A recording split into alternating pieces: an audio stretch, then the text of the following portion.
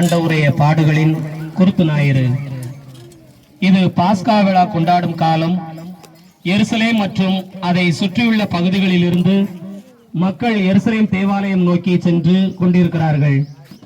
30 kilometre தூரத்திலிருந்து உட்பட்ட ஒவ்வொரு யூத ஆணும் இவ்விழாவிற்கு வர வேண்டும். இது யூத சட்டம்.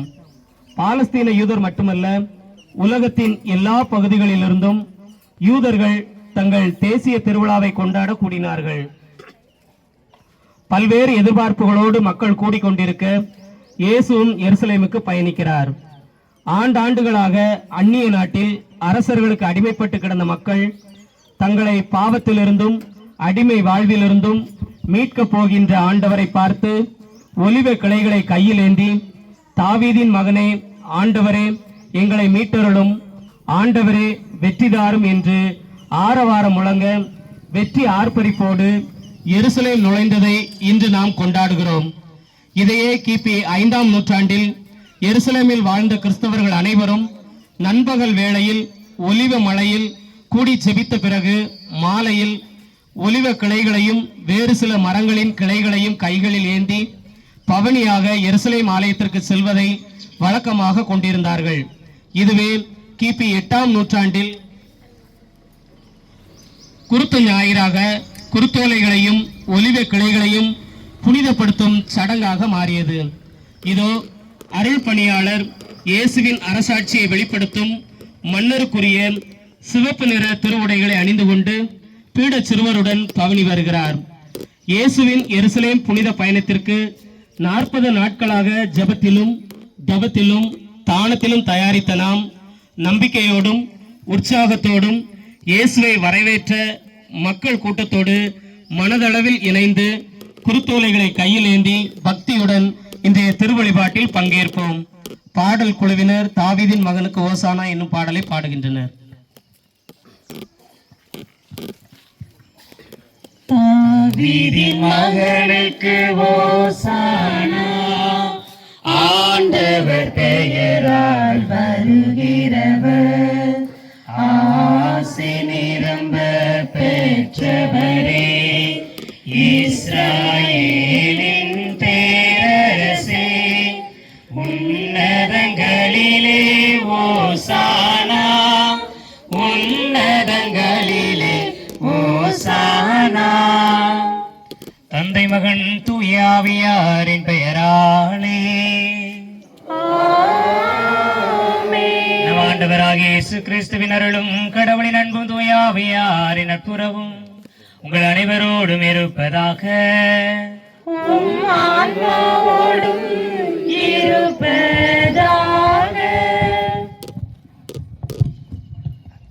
அன்புமிக்க சகோதர சகோதரிகளே, தவக்கால தொடக்கத்தில் இருந்து தவ முயற்சிகளாலும் பிறர் அன்பு பணிகளாலும் நம் இதயங்களை தயாரித்த பின் இன்று நாம் ஒன்று கூடியுள்ளோம்.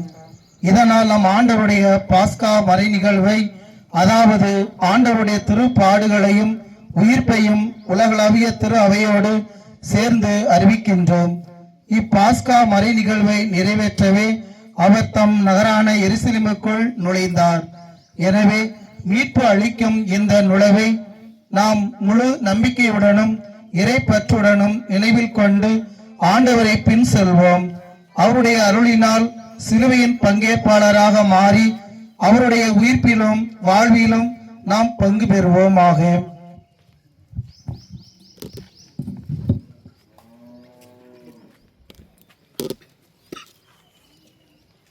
அன்பிற்குரியவர்களே, எருசலேமில் இயேசு ஆரவாரமாக நுழைந்த நிகழ்வை இந்த நாளில் நாம் நினைத்து பார்க்கிறோம். எனவே அந்த பவனிக்காக பயன்படுத்தப்பட இருக்கிற இந்த குருத்தோலைகளை கடவுள் ஆசீர்வதிக்கும்படியாக மன்றாடுவோமாக. என்றென்றும் உள்ள எல்லாம் வல்ல இறைவா, இக்குருத்தோலைகளை உமது ஆசியால் புனிதப்படுத்தி ஏறலும். அதனால் கிறிஸ்து அரசரை அக்களிப்புடன் பின்பற்றும் நாங்கள் அவர் வழியாக நிலையான எருசலேமுக்குள் வந்து சேர ஆற்றல் பெறுவோமாக. என்றென்று வாழ்ந்து ஆட்சி செய்கின்ற அவர் வழியாக உம்மை மன்றாடுகிறோம்.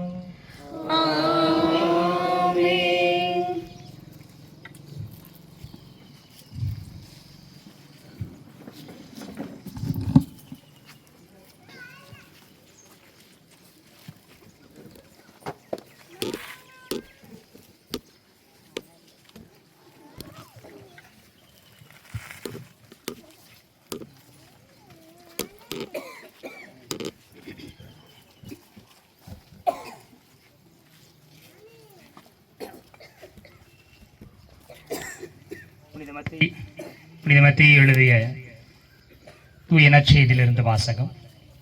21ஆம் அதிகாரம், முதல் 11 இறைவார்த்தைகள். இயேசு தம் சீடரோடு எருசலேமை நெருங்கி சென்று ஒலிவமலை அருகில் இருந்த பெத்பகு என்னும் ஊரை அடைந்தபோது இரு சீடர்களை அனுப்பி, நீங்கள் உங்களுக்கு எதிரே இருக்கும் ஊருக்குள் செல்லுங்கள். சென்றவுடனே அங்கே கட்டி வைக்கப்படுகிற ஒரு கழுதையையும் அதனோடு ஒரு குட்டியையும் காண்பீர்கள். அவற்றை அவிழ்த்து என்னிடம் கொண்டு வாருங்கள். யாராவது உங்களிடம் ஏதேனும் சொன்னால், இவை ஆண்டவருக்கு தேவை என்று சொல்லுங்கள். உடனே அவர் அவற்றை அனுப்பிவிடுவார் என்றார். மகள் சீயோனிடம் சொல்லுங்கள், இதோ உன் அரசர் உன்னிடம் வருகிறார். அவர் எளிமையானவர், கழுதையின் மேல் ஏறி வருகிறார், கழுதை குட்டியின் மேல் அமர்ந்து வருகிறார் என்று இறைவாக்கினர் உரைத்தது நிறைவேற இவை யாரும் நிகழ்ந்தன. சீடர்கள் போய் இயேசு தங்களுக்கு பணித்தபடியே செய்தார்கள். அவர்கள் கழுதையையும் குட்டியையும் ஓட்டி கொண்டு வந்து அவற்றின் மேல் தங்கள் மேலுடைகளை போட்டு இயேசுவை அமரச் செய்தார்கள். பெருந்திரளான மக்கள் தங்கள் மேலுடைகளை வழியில் விரித்தார்கள். வேறு சிலர் மரங்களிலிருந்து கிளைகளை வெட்டி வழியில் பரப்பினார்கள். அவருக்கு முன்னேயும் பின்னேயும் சென்ற கூட்டத்தினர், தாவீதி மகனுக்கு ஓசன்னா, ஆண்டவர் பெயரால் வருகிறவர் ஆசி பெற்றவர், உன்னதத்தில் ஓசன்னா என்று சொல்லி ஆர்ப்பரித்தனர். அவர் எருசலேமுக்குள் சென்றபோது நகரம் முழுவதும் பரபரப்படைய, இவர் யார் என்னும் கேள்வி எழுந்தது. அதற்கு கூட்டத்தினர், இவர் இறைவாக்கினர் இயேசு, கலிலேயாவில் உள்ள நாசரேத்தைச் சேர்ந்தவர் என்று பதிலளித்தனர். ஆண்டவரின் அருள்வாக்கு.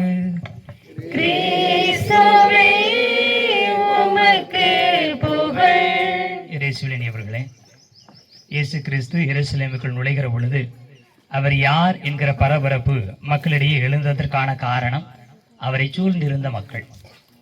இயேசுனுடைய வருகையை அறிவிக்க மக்கள் தங்களுடைய மேலுடைகளை கழற்றி பாதையில் வீசுவதும் மரக்கிளைகளை வெட்டி வீசுவதுமாக இயேசுனுடைய கால் நோகாதபடி அவரை நடத்தி செல்வதற்கு முயற்சி செய்தார்கள். இவ்வளவு ஒரு வரவேற்பை கொடுக்கத்தக்க மனிதர் யார் என்ற கேள்வி சூழ இருந்தவர்களுக்கு எழுந்தது.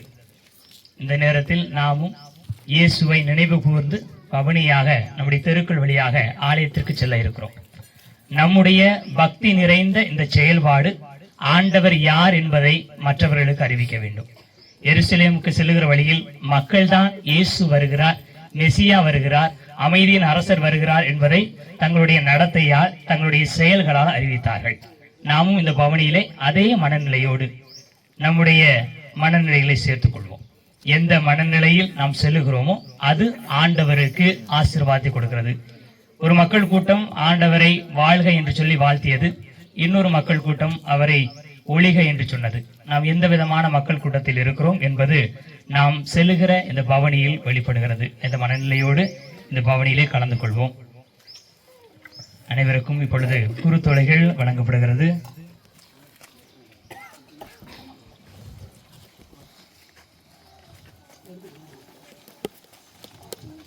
குருத்தொலை பெறுகிற நாம் இயேசுவை வரவேற்க நமக்கான ஆயுதத்தை வைக்கிறோம் என்கிற இந்த எண்ணத்தில் வைப்போம்.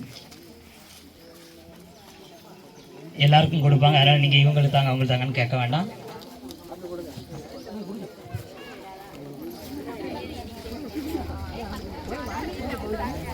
கொஞ்சம் பேசாம.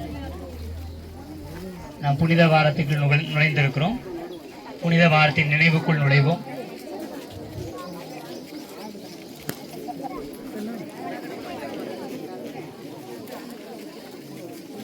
இந்த பவனியிலே தொடக்கத்தில் தூபம் வைத்திருக்க பீட சிறுவரும், அவரை தொடர்ந்து சிலுவை சுமந்தவர், விளக்குகளை ஏந்திய பீட சிறுவர்களோடு செல்வார்கள். ஏனைய பீட சிறுவர்கள் அவர்கள் பின்பாக செல்ல, குழந்தைகள், பெண்கள், ஆண்கள் என்று சொல்லி பவனியில் கலந்து கொள்வோம். கொஞ்சம் பேச்சுக்களை குறைங்க தயவு செய்து.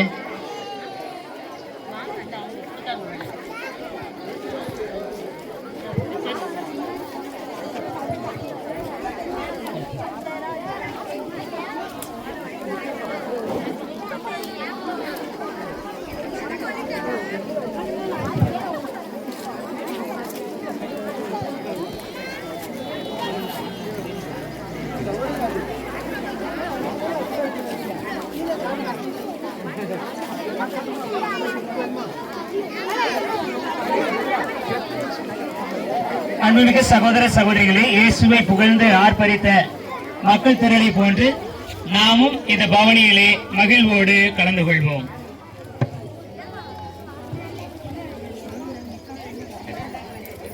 அன்பார்ந்தவர்களே, முதலில் தூவம் ஏந்திய பீடச் சிறுவர்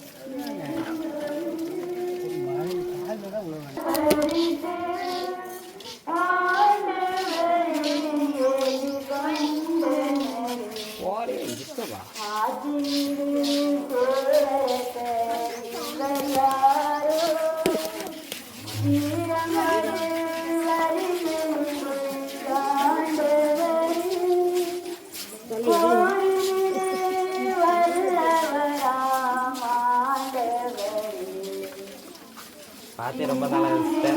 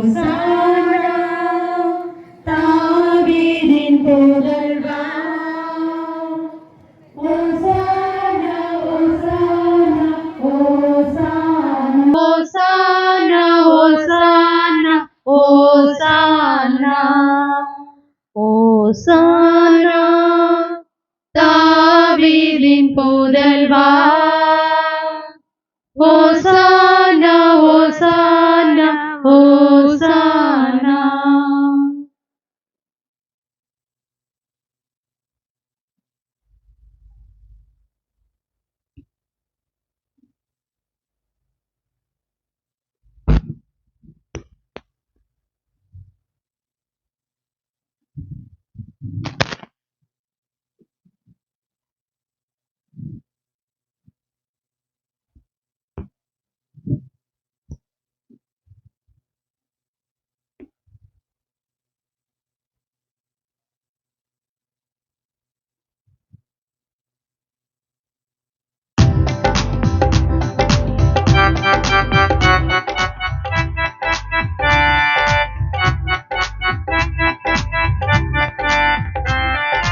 ஆண்டவர் புனித நகரத்தில் நுழைகையில் எபிரேய சிறுவர் குழாம் உயிர்த்தெழுதலை அறிவித்தவராய் குருத்து மடல்களை ஏந்தி நின்று உன்னதங்களிலே ஓசானா என்று மகிழ்வுடன் ஆர்ப்பரித்தார்.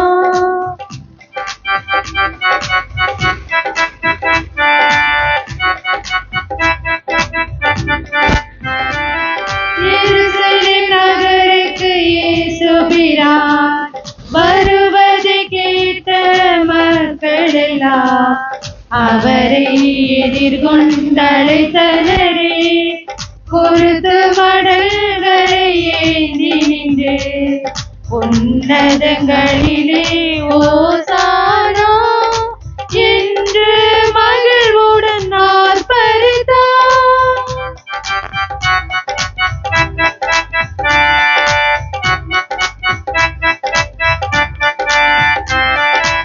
ஆண்டவர் புனித நகரத்தில் நுழைகையில் எபிரேய சிறுவர் குழாம் உயிர்த்தெழுதலை அறிவித்தவராய் குருத்து மடல்களை ஏந்தி நின்று உன்னதங்களிலே ஓசானா என்று மகிழ்வுடன் ஆர்ப்பரித்தார். அன்பார்ந்தவர்களே, தவ காலத்தின் இறுதி கட்டமாக குருத்து ஞாயிறு வழிபாட்டிற்கு வந்திருக்கும் உங்கள் அனைவருக்கும் என் அன்பான வணக்கங்கள். நம் வாழ்வின் பயணம் தொடர்கதை அல்ல, அதற்கு ஒரு கட்டத்தில் முற்றுப்புள்ளி உண்டு.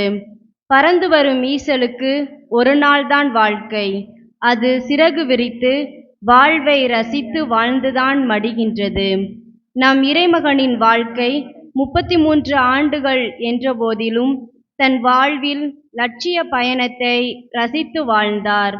இயேசுவின் வாழ்வின் 3 பயணங்கள். இயேசு பிறப்பின் போது ஏரோதின் அதிகாரத்திற்கு பணிந்து எகிப்துக்கு தப்பியோடி இறுதியாக நாசரேத்தோரில் குடியமர்ந்தது வரை இறைமகன் மேற்கொண்டது வாழ்க்கை பயணம்.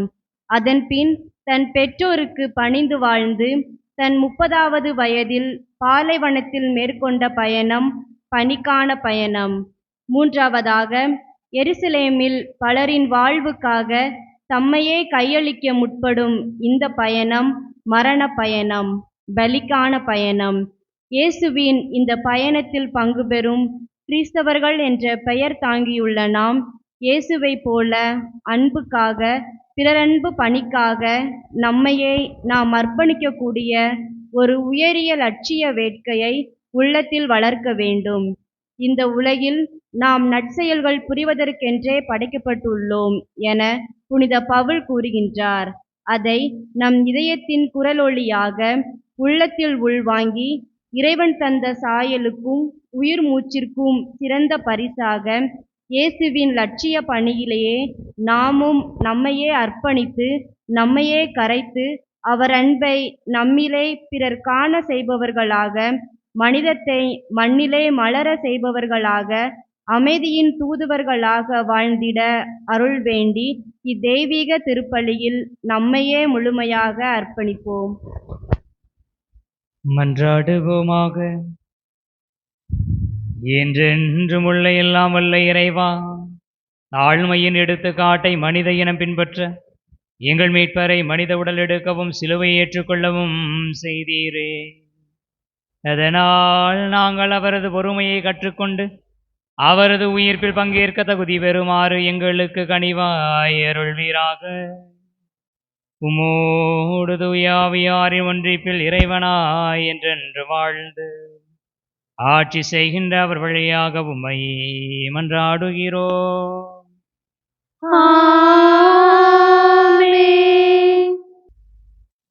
துன்புறும் ஊழியனாக இயேசுவை குறித்து எசையா இறைவாக்கினர் முன்னறிவித்ததை இன்றைய முதல் வாசகம் நமக்கு தருகிறது. நம்முடைய துன்ப நேரத்தில் வலிமை மிக்க போர் வீரனைப் போல் நம் கடவுள் கூடவே இருந்து நம்மை இழிநிலைகளிலிருந்து விடுவிப்பார் என்ற எண்ணத்தை உள்ளத்தின் ஆழத்தில் பதித்தவர்களாய் வாசகத்திற்கு நமது உள்ளத்தை திறந்து வைப்போம்.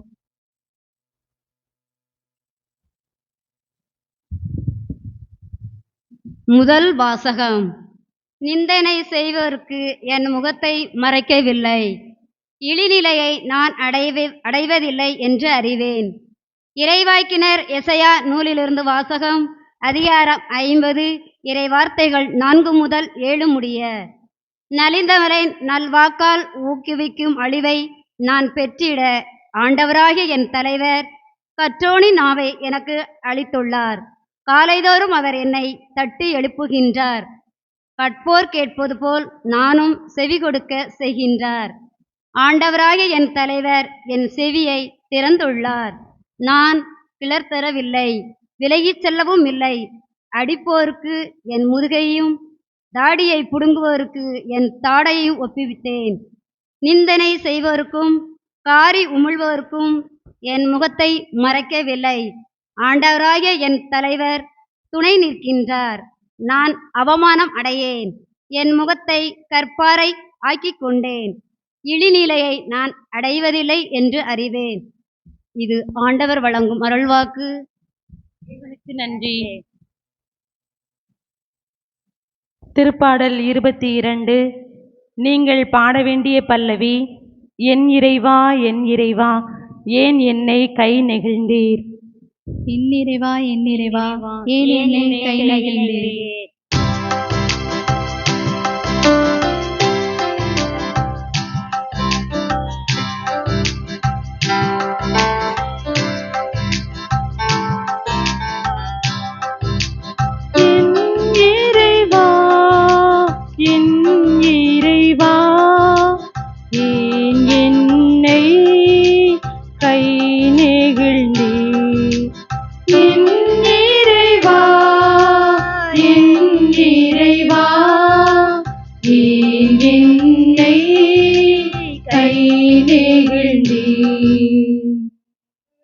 என்னை பார்ப்போர் எல்லாரும் என்னை ஏளனம் செய்கின்றனர். உதட்டை பிதுக்கி தலை அசைக்கின்றனர். ஆண்டவர் மீது நம்பிக்கை வைத்தானே, அவர் மீட்கட்டும். அவருக்கு இவன் மீது பிரியமிருந்தால் இவனை விடுவிக்கட்டும் என்றார்கள். என் இறைவா, என் இறைவா, ஏன் என்னை கை நெகிழ்ந்தீர்? என் இறைவா, என் இறைவா, ஏன் என்னை கை நெகிழ்ந்தீர்? ஏனெனில் பல நாய்கள் என்னை சூழ்ந்து கொண்டன. பொல்லாதவர்கள் கூட்டம் என்னை வளைத்து கொண்டது. என் கைகளையும் கால்களையும் துளைத்தார்கள். என் எலும்புகளை எல்லாம் நான் எண்ணிவிட முடியும். அவர்களோ என்னை பார்க்கிறார்கள். என் இறைவா, என் இறைவா, ஏன் என்னை கை நெகிழ்ந்தீர்? என் இறைவா என் இறைவா ஏன் என்னை கை நெகிழ்ந்தீர்?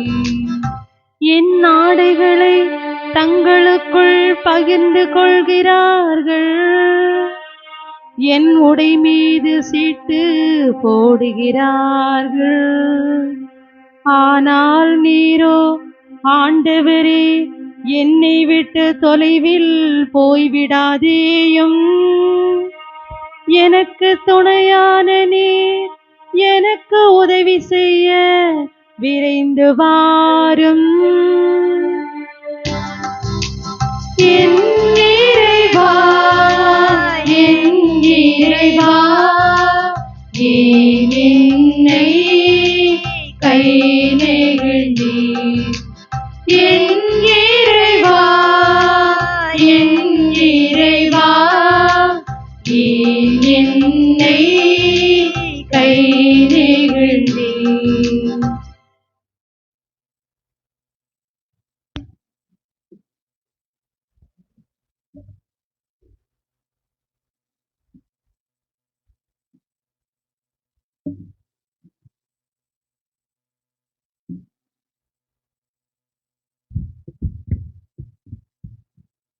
இரண்டாம் வாசக முன்னுரை. இறைமகன் இயேசு தன் தந்தையின் மீது கொண்ட அன்பினாலும் கீழ்ப்படிதலினாலும் மானுடல் ஏற்கும் அளவுக்கு தம்மையே வெறுமையாக்கி தாழ்த்தி கொண்டதால் இறைவன் அவரை எல்லோருக்கும் மேலாக உயர்த்தினார் என்பதை கூறும் இவ்வாசகத்தை கேட்போம்.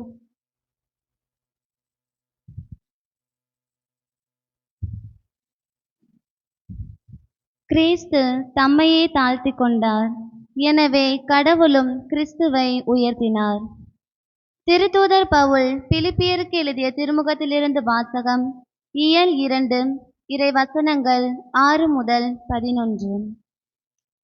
கடவுள் வடிவில் விளங்கிய கிறிஸ்து கடவுளுக்கு இணையாய் இருக்கும் நிலையை வலிந்து பற்றிக் கொண்டிருக்க வேண்டியதொன்றாக கருதவில்லை. ஆனால் தம்மையே வெறுமையாக்கி அடிமையின் வடிவை ஏற்று மனிதருக்கு ஒப்பானார்.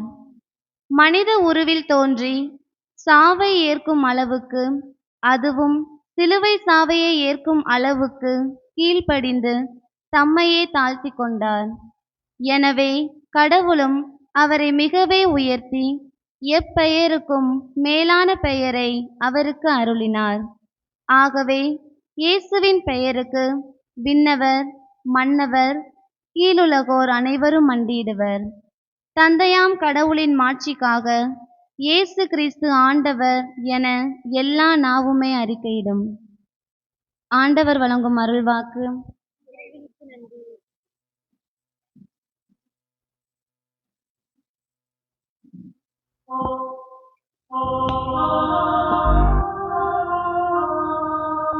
கிறிஸ்து தம்மை தாழ்த்தி சாவை ஏற்கும் அளவுக்கு, அதுவும் சிலுவை சாவையே ஏற்கும் அளவுக்கு கீழ்ப்படிபவரானார்.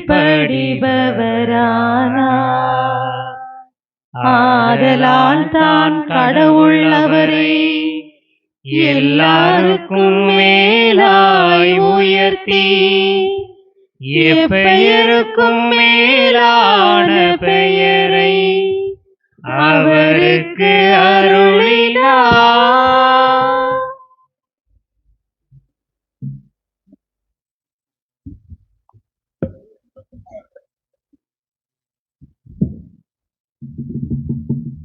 மத்தேயு எழுதியபடி நம் ஆண்டவராகிய இயேசு கிறிஸ்துவின் திருப்பாடுகள்.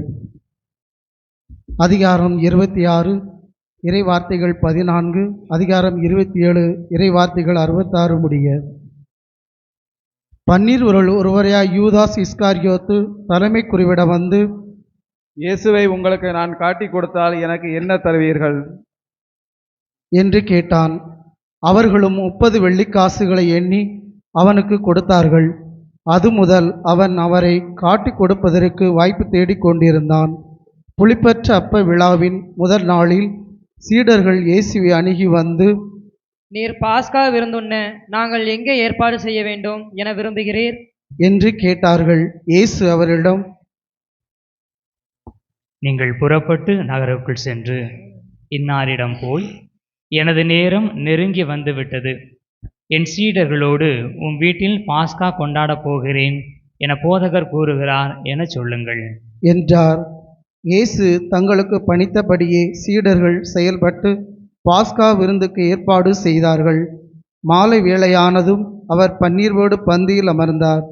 அவர்கள் உண்டு கொண்டிருந்த பொழுது அவர், உங்களுள் ஒருவன் என்னை காட்டிக் கொடுப்பான் என உறுதியாக உங்களுக்கு சொல்கிறேன் என்றார். அப்பொழுது அவர்கள் மிகவும் வருத்தமுற்றவர்களாய், ஆண்டவரே, அது நானோ என ஒவ்வொருவரும் அவரிடம் கேட்கத் தொடங்கினார்கள்.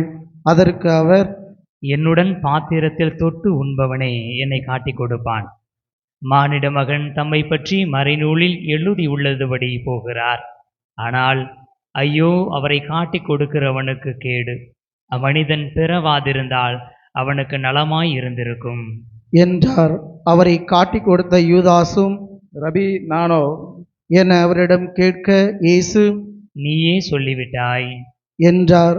அவர்கள் உணவு அருந்து கொண்டிருந்த பொழுது இயேசு அப்பத்தை எடுத்து கடவுளை போற்றி அதை பிட்டு சீடருக்கு கொடுத்து, இதை பெற்று உண்ணுங்கள், இது எனது உடல் என்றார். பின்பு கிண்ணத்தை எடுத்து கடவுளுக்கு நன்றி செலுத்தி அவர்களுக்கு கொடுத்து, இதில் உள்ளதை அனைவரும் பருகுங்கள், ஏனெனில் இது எனது உடன்படிக்கையின் இரத்தம், பலருடைய பாவ மன்னிப்புக்காக சிந்தப்படும் இரத்தம்.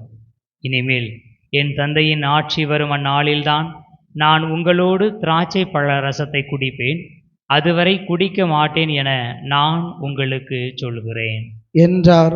அவர்கள் புகழ் பாடல் பாடிவிட்டு ஒலிவே மலைக்கு சென்றார்கள். அதன் பின்பு இயேசு அவரிடம், இன்றிரவு நீங்கள் அனைவரும் என்னை விட்டு ஓடிப் போவீர்கள், ஏனெனில் ஆயரை வெட்டுவேன், அப்போது மந்தையில் உள்ள ஆடுகள் சிதறடிக்கப்படும் என மறைநூலில் எழுதியுள்ளது. நான் உயிருடன் எழுப்பப்பட்ட பின்பு உங்களுக்கு முன்பே கலிலேயாவுக்கு போவேன் என்றார். அதற்கு பேதுரு அவரிடம், எல்லோரும் உம்மை ஓடிவிட்டு போய்விட்டாலும் நான் ஒருபோதும் ஓடிப்போக மாட்டேன் என்றார். இயேசு அவரிடம், இன்றிரவில் சேவல் கூவும் முன் மும்முறை நீ என்னை மறுதலிப்பாய் என உறுதியாக உனக்கு சொல்கிறேன் என்றார். பேதுரு அவரிடம், நான் உம்மோடு சேர்ந்து இறக்க வேண்டியிருந்தாலும் உம்மை ஒருபோதும் மறுதலிக்க மாட்டேன் என்றார். அவ்வாறே சீடர்கள் அனைவரும் சொன்னார்கள். பின்னர் இயேசு சீடர்களுடன் கெசமனி என்னும் இடத்திற்கு வந்தார். அவர், நான் அங்கே போய் இறைவனிடம் வேண்டும் வரை இங்கே அமர்ந்திருங்கள் என்று அவரிடம் கூறி பேதுருவையும் செபெதேயின் மக்கள் இருவரையும் தம்முடன் கூட்டிச் சென்றார். அப்போது அவர் துயரமும் மனக்கலக்கமும் அடையத் தொடங்கினார். அவர், எனது உள்ளம் சாவு வரும் அளவுக்கு ஆழ் துயரம் கொண்டுள்ளது, நீங்கள் என்னோடு இங்கேயே தங்கி விழித்திருங்கள் என்று அவரிடம் கூறினார். பிறகு அவர் சற்று அப்பால் சென்று முகங்குப்புற விழுந்து, என் தந்தையே, முடிந்தால் இத்துன்பக் கிண்ணம் என்னை விட்டு அகலட்டும், ஆனாலும் என் விருப்பப்படி அல்ல, உம் விருப்பப்படியே நிகழட்டும் என்று கூறி இறைவனிடம் வேண்டினார். அதன் பின்பு அவர் சீடர்களிடம் வந்து அவர்கள் உறங்கிக் கொண்டிருப்பதைக் கண்டு பேதுருவிடம், 1 மணி நேரம் கூட என்னோடு விழித்திருக்க உனக்கு வலுவில்லையா? உங்கள் மனம் ஆர்வமுடையதுதான், ஆனால் உடல் வலுவற்றது. எனவே சோதனைக்கு உட்படாதிருக்க விழித்திருந்து இறைவனிடம் வேண்டுங்கள் என்றார். மீண்டும் சென்று, என் தந்தையே, நான் குடித்தால் அன்றி இத்துன்பக் கிண்ணம் அகல முடியாதென்றால் உமது திருவுளப்படியே ஆகட்டும் என்று 2ஆம் முறையாக இறைவனிடம் வேண்டினார். அவர் திரும்பவும் வந்தபோது சீடர்கள் உறங்கிக் கொண்டிருப்பதைக் கண்டார். அவருடைய கண்கள் தூக்க கலக்கமாயிருந்தன. அவர் அவர்களை விட்டு மீண்டும் சென்று மறுபடியும் அதே வார்த்தைகளை சொல்லி 3ஆம் முறையாக இறைவனிடம் வேண்டினார். பிறகு சீடர்களிடம் வந்து, இன்னும் உறங்கி ஓய்வெடுக்கிறீர்களா? பாருங்கள், நேரம் நெருங்கி வந்துவிட்டது. மானிட மகன் பாவிகளின் கையில் ஒப்புவிக்கப்பட இருக்கிறார். எழுந்திருங்கள், போவோம். இதோ என்னை காட்டிக் கொடுப்பவன் நெருங்கி வந்துவிட்டான் என்று கூறினார். இயேசு தொடர்ந்து பேசிக்கொண்டிருந்தபோது 12 ஒருவராகிய யூதாசு அங்கு வந்தான். அவனோடு குருக்களும் மக்களின் மூப்பர்களும் அனுப்பிய பெருங்கூட்டம் வாள்களோடும் தடிகளோடும் வந்தது. அவரை காட்டிக் கொடுக்க இருந்தவன், நான் ஒருவரை முத்தமிடுவேன், அவர்தாம் இயேசு, அவரை பிடித்து கொள்ளுங்கள் என்று அவர்களுக்கு அடையாளம் சொல்லியிருந்தான். அவன் நேராக இயேசுவிடம் சென்று, ரபி வாழ்க என கூறிக்கொண்டே அவரை முத்தமிட்டான். இயேசு அவரிடம், தோழா, எதற்காக வந்தாய் என்று கேட்டார். அப்பொழுது அவர்கள் இயேசுவை அணுகி அவரை பற்றி பிடித்து கைது செய்தனர். உடனே இயேசுவோடு இருந்தவர்களுள் ஒருவர் தமது கையை நீட்டி வாளை உருவி தலைமை குருவின் பணியாளரை தாக்கி அவருடைய காதை துண்டித்தார். அப்பொழுது இயேசு அவரிடம், உனது வாளை அதன் உரையில் திரும்ப போடு, ஏனெனில் வாளை எடுப்போர் அனைவரும் வாளால் அழிந்து போவர். நான் என் தந்தையின் துணையை வேண்ட முடியாதென்றா நினைத்தாய்? நான் வேண்டினால் அவர் 12 பெரும்படை பிரிவுகளுக்கு மேற்பட்ட வானதூதரை எனக்கு அனுப்பி வைப்பாரே. அப்படியானால் இவ்வாறு நிகழ வேண்டும் என்ற மறைநூல் வாக்குகள் எவ்வாறு நிறைவேறும் என்றார். அவ்வேளையில் இயேசு மக்கள் கூட்டத்தை பார்த்து, கள்வனை பிடிக்க வருவது போல் வாள்களோடும் தடிகளோடும் என்னை கைது செய்ய வந்தது ஏன்? நான் நாள்தோறும் கோவிலில் அமர்ந்து கற்பித்துக் கொண்டிருந்தேன், நீங்கள் என்னை பிடிக்கவில்லையே. இறைவாக்கினர் எழுதியவை நிறைவேறவே இவை அனைத்தும் நிகழ்கின்றன என்றார். அப்பொழுது சீடர் எல்லோரும் அவரை விட்டு தப்பி ஓடினார்கள். இயேசுவை பிடித்தவர்கள் அவரை தலைமை குரு கைபாவிடம் கூட்டி சென்றார்கள். அங்கே மறைநூல் அறிஞரும் மூப்பர்களும் கூடி வந்தார்கள். பேதுரு தொலையில் அவரை பின்தொடர்ந்து தலைமை குருவின் வீட்டு முற்றம் வரை வந்து வழக்கின் முடிவை பற்றி தெரிந்து கொள்வதற்காக உள்ளே நுழைந்து காவலரோடு உட்கார்ந்திருந்தார். தலைமை குருக்களும் தலைமை சங்கத்தார் அனைவரும் இயேசுவுக்கு மரண தண்டனை விதிக்க அவருக்கு எதிராக பொய்ச்சாட்சி தேடினார். பல பொய்ச்சாட்சிகள் முன்வந்தும் ஏற்ற சாட்சி கிடைக்கவில்லை. இறுதியாக இருவர் முன் வந்தனர். அவர்கள், இவன் கடவுளுடைய திருக்கோவிலை இடித்து அதை 3 நாளில் கட்டியெழுப்ப என்னால் முடியும் என்றான் என்று கூறினார்கள். அப்பொழுது தலைமை குரு எழுந்து அவரிடம், இவர்கள் உனக்கு எதிராக கூறும் சான்றுக்கு மறுமொழி கூற மாட்டாயா என்று கேட்டார். ஆனால் இயேசு பேசாதிருந்தார். மேலும் தலைமை குரு அவரிடம், நீ கடவுளின் மகனாகிய மெசியாவா? வாழும் கடவுளின் பெயரால் ஆணையிட்டு சொல்லுமாறு உன்னிடம் கேட்கிறேன் என்றார். அதற்கு இயேசு, நீரே சொல்லுகிறேன். மானிட மகன் வல்லவராம் கடவுளின் வலப்புறத்தில் வீற்றிருப்பதையும் வானமேகங்களின் மீது வருவதையும் இது முதல் நீங்கள் காண்பீர்கள் என உங்களுக்கு சொல்லுகிறேன் என்றார். உடனே தலைமை குரு தம் மேலுடையை கிழித்து கொண்டு, இவன் கடவுளை பழித்துரைத்தான், இன்னும் நமக்கு சான்றுகள் தேவையா? இதோ இப்பொழுது நீங்களே பழிப்புரையை கேட்டீர்களே, நீங்கள் என்ன நினைக்கிறீர்கள் என்று கேட்டார். அதற்கு அவர்கள், இவன் சாக வேண்டியவன் என பதிலளித்தார்கள். பின்பு அவருடைய முகத்தில் துப்பி அவரை கையால் குத்தினார்கள். மேலும் சிலர் அவரை கன்னத்தில் அறைந்து, இறைவாக்கினர் மெசியாவே, உன்னை அடித்தது யார் சொல் என்று கேட்டனர். பேதுரு வெளியே முற்றத்தில் உட்கார்ந்திருந்தார். பணிப்பெண் ஒருவர் அவரிடம் வந்து, நீயும் கலிலேயனாகிய இயேசுவோடு இருந்தவன்தானே என்றார். அவரோ, நீர் சொல்லுவது என்னவென்று தெரியவில்லை என்று அவர்கள் அனைவரும் முன்னிலையிலும் மறுதலித்தார். அவர் வெளியே வாயில் அருகே சென்றபோது வேறொரு பணிப்பெண் அவரை கண்டு, இவன் நாசரேத்து இயேசுவோடு இருந்தவன் என்று அங்கிருந்தோரிடம் சொன்னார்.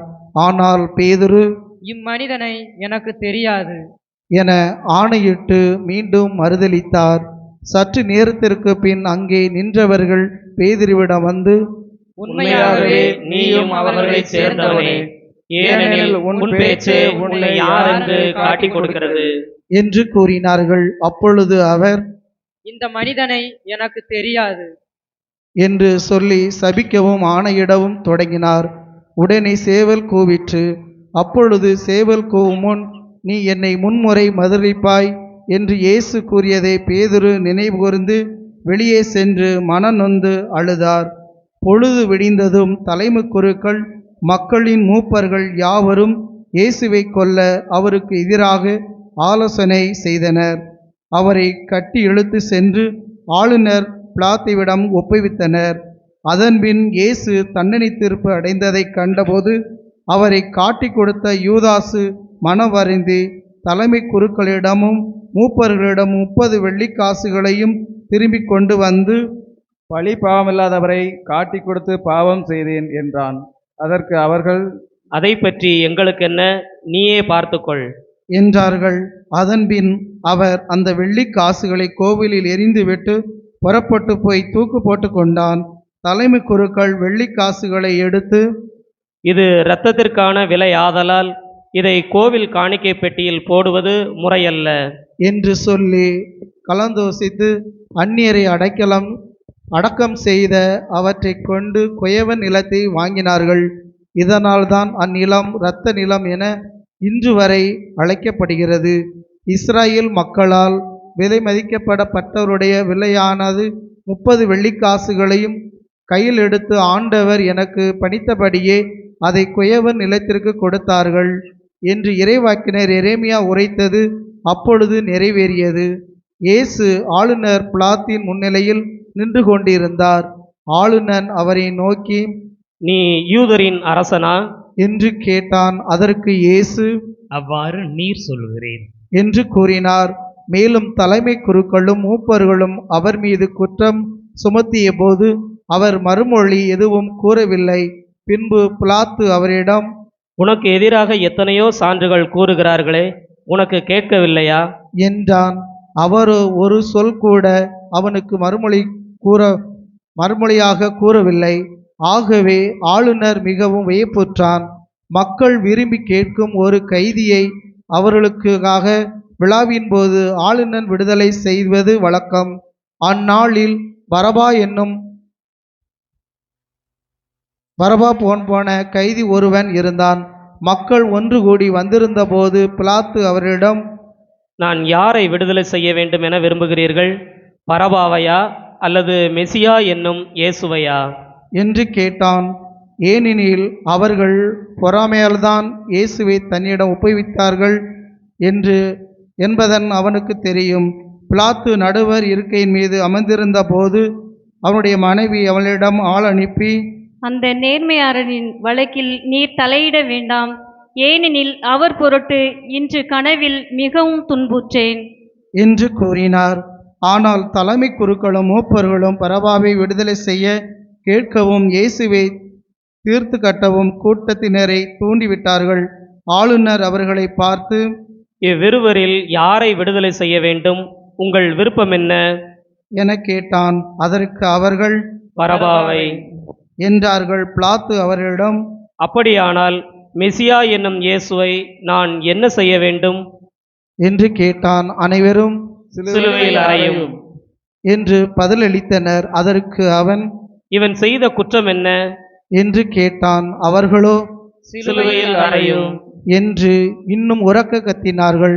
பிலாத்து தன் முயற்சியால் பயனேதும் ஏற்படவில்லை, மாறாக கலகமே உருவாகிறது என்று கண்டு கூட்டத்தினரின் முன்னிலையில் தண்ணீரை எடுத்து, இவனது இரத்தப்பழியில் எனக்கு பங்கில்லை, நீங்களே பார்த்து கொள்ளுங்கள் என்று கூறி தன் கைகளை கழுவினான்.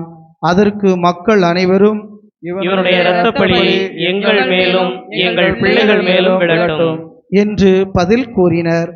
அப்போது அவன் பரபாவை அவர்கள் விருப்பத்திற்கு இணங்க விடுதலை செய்தான். இயேசுவை கசையால் அடித்து சிலுவையில் அறையுமாறு ஒப்புவித்தான். ஆளுநரின் படை வீரர் இயேசுவை ஆளுநர் மாளிகைக்கு கூட்டிச் சென்று அங்கிருந்த படைப்பிரிவினர் அனைவரையும் அவர் முன் ஒன்று கூட்டினர். அவருடைய ஆடைகளை உரித்து கருஞ்சிவப்பு நிறமுள்ள தளர் அங்கியை அவருக்கு அணிவித்தனர். அவர்கள் ஒரு முள்முடி பின்னி அவரது தலைமேல் வைத்து அவருடைய வலக்கையில் ஒரு கோலை கொடுத்து அவர் முன் முழந்தாள் படியிட்டு, யூதரின் அரசரே வாழ்க என்று சொல்லி ஏளனம் செய்தனர். அவர் மேல் துப்பி கோலை எடுத்து அவருடைய தலையில் அடித்தனர். அவர் ஏளனம் செய்த பின் அவர் மேல் இருந்த தளர் அங்கியை கழற்றிவிட்டு அவருடைய ஆடைகளை அணிவித்து அவரை சிலுவையில் அறைவதற்காக இழுத்துச் சென்றனர். அவர்கள் வெளியே சென்றபோது சீரேன் ஊரைச் சேர்ந்த சீமோன் என்ற பெயருடைய ஒருவரை கண்டார்கள். இயேசுவின் சிலுவையை சுமக்கும்படி அவரை கட்டாயப்படுத்தினார்கள். மண்டை ஓட்டு இடம் என்று பொருள்படும் கொல்கதாவுக்கு வந்தார்கள். இயேசுவுக்கு கசப்பு கலந்த திராட்சை ரசத்தை குடிக்க கொடுத்தார்கள். அவர் அதை சுவை பார்த்த பின் குடிக்க விரும்பவில்லை. அவர்கள் அவரை சிலுவையில் அறைந்த பின்பு குலுக்கல் முறையில் அவருடைய ஆடைகளை பங்கிட்டு கொண்டார்கள். பின்பு அங்கே உட்கார்ந்து காவல் காத்தார்கள். அவரது தலைக்கு மேல் அவரது மரண தண்டனைக்காக காரணத்தை எழுதி வைத்தார்கள். அதில் இவன் யூதரின் அரசராகிய இயேசு என்று எழுதப்பட்டிருந்தது. அதன்பின் அவருடைய வலப்புறமும் ஒருவனும் இடப்புறமும் ஒருவனுமாக இரு கள்வர்களை அவருடன் சிலுவைகளில் அறைந்தார்கள்.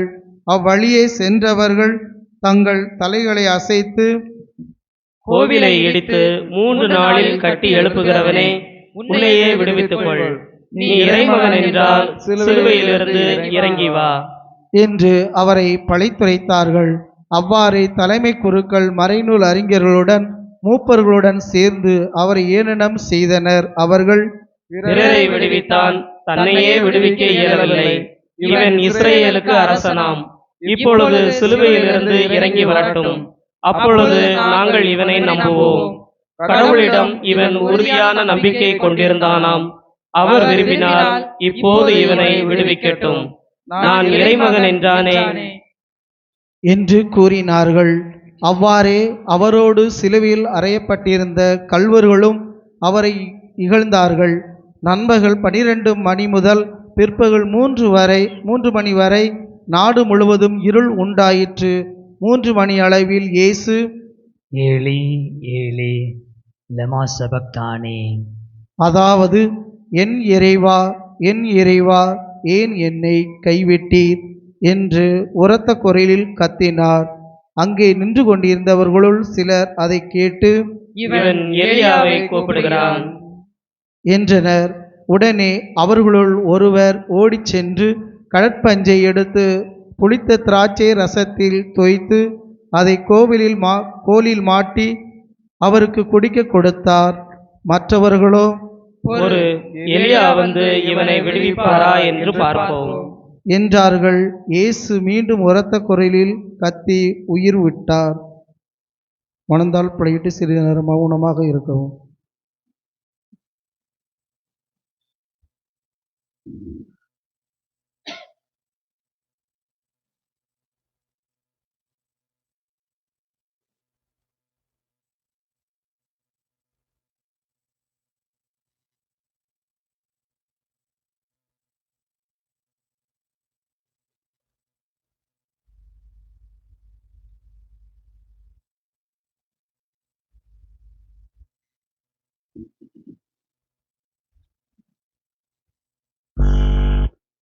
எழுந்து நிற்கவும்.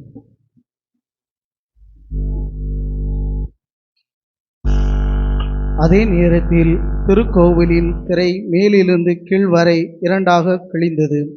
நிலம் நடுங்கியது. பாறைகள் பிளந்தன. கல்லறைகள் திறந்தன. இறந்த இறைமக்கள் பலரின் உடல்கள் உயிருடன் எழுப்பப்பட்டன. இயேசுவின் உயிர்த்தெழுதலுக்கும் பின்பு இவர்கள் கல்லறையிலிருந்து வெளியே வந்து எருசலேம் திருநகரத்துக்கு சென்று பலருக்கு தோன்றினார்கள். 100 தலைவரும் அவரோடு இயேசுவை காவல் காத்தவர்களும் நிலநடுங்கத்தையும் திகழ்ந்த யாவற்றையும் கண்டு மிகவும் அஞ்சி, இவர் உண்மையாகவே இறைமகன் என்றார்கள். கலிலேயாவில் இருந்து இயேசுவை பின்பற்றி அவருக்கு பணிவிடை செய்து வந்த பல பெண்களும் அங்கிருந்தார்கள். அவர்கள் தொலையில் நின்று உற்று நோக்கி கொண்டிருந்தார்கள். அவர்களுடைய மகதலா மரியாவும் யாக்கோப்பும் யோசேப்பு ஆகியோரின் தாய் மரியாவும் செபெதேயின் மக்களுடைய தாயும் இருந்தார்கள். மாலை வேளையானதும் அரிமத்தியா ஊரைச் சேர்ந்த யோசேப்பு என்னும் பெயர் கொண்ட செல்வர் ஒருவர் அங்கே வந்தார். அவரும் இயேசுவுக்கு சீடராய் இருந்தார். அவர் பிலாத்தியிடம் போய் இயேசுவின் உடலை கேட்டார். பிலாத்தும் அதை கொடுத்துவிட கட்டளையிட்டான்.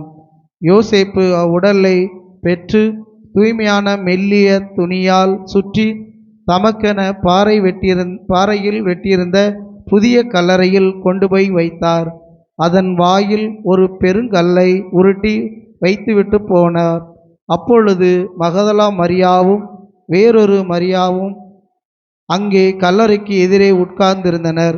மறுநாள், அதாவது ஆயத்த நாளுக்கு அடுத்த நாள், தலைமை குருக்களும் பரிசேயர்களும் பிலாத்தியிடம் கூடி வந்தார்கள். அவர்கள், ஐயா, அந்த எத்தன் உயிருடன் இருந்தபொழுது 3 நாட்களுக்கு பின்பு நான் உயிருடன் எழுப்பப்படுவேன் என்று சொன்னது எங்களுக்கு நினைவில் இருக்கிறது. ஆகையால் 3 நாள் வரை கல்லறையை கருத்தாய் காவல் செய்ய கட்டளையிடும். இல்லையெனில் அவனுடைய சீடர்கள் ஒருவேளை வந்து அவன் உடலை திருடிச் சென்றுவிட்டு இறந்த அவர் உயிருடன் எழுப்பப்பட்டார் என்று மக்களிடம் சொல்ல நேரிடும். அப்பொழுது முந்தின ஏமாற்று வேலையை விட பிந்தினது மிகுந்த கேடு விளைவிக்கும் என்றனர். அதற்கு பிலாத்து அவர்களிடம், உங்களிடம் காவல் வீரர்கள் இருக்கிறார்கள், நீங்களே போய் உங்களுக்கு தெரிந்தபடி கருத்தாய் காவல் செய்யுங்கள் என்றார். அவர்கள் போய் கல்லறையில் மூடியிருந்த கல்லுக்கு முத்திரையிட்டு காவல் வீரர்களை கொண்டு கருத்தாய் காவல் செய்ய ஏற்பாடு செய்தார்கள். அமர்ந்து கொள்வோம்.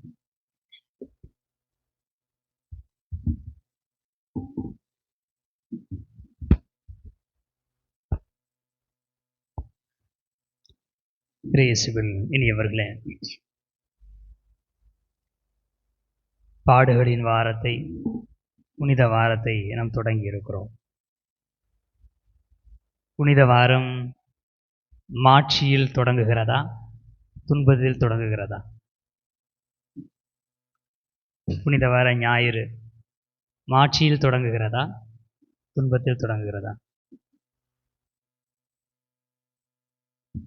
பிரித்து பார்க்க முடியாத ஒரு சிக்கல். இந்த புனித வாரத்தை நாம் அனைவரும் இணைந்து குருத்தோலைகளை கையில் ஏந்தி ஓசன்னா, தாவீது மகனுக்கு ஓசன்னா என்று சொல்லி நாம் புகழ்ந்து கொண்டு பாடிக்கொண்டு இங்கே வருகிறோம். வந்து மிகப்பெரிய ஒரு வாசகம், நிற்கிறதுக்கே நம்ம கால் வலிக்குது, கை உழையுது, பசிக்குதுன்னு தோணுது. அதெல்லாம் கடந்து இயேசுனுடைய பாடுகளை சிந்தித்து கொண்டிருக்கிறோம். எருசலேமுக்குள் இயேசு மாட்சியோடு வந்தார் என்று சொல்லுகிற நாம், அவர் இகழ்ச்சிக்கு உள்ளாக்கப்பட்டு கொலை செய்யப்பட்டார், பொய் சான்று சுமத்தப்பட்டார் என்றெல்லாம் சிந்தித்து கொண்டிருக்கிறோம். எனவே இனியவர்களை, இந்த வாரத்தில் தொடங்குகிற பொழுது நமக்கான சிந்தனையாக என்னவாக இருக்கும் என்று யோசிக்கிற பொழுது இயேசுவே நமக்கான சிந்தனையாக மாறுகிறார். ஒருவர் இயேசுவிடம் நல்ல போதகரே என்று சொல்லி ஒரு கேள்வியை கேட்கிறார்.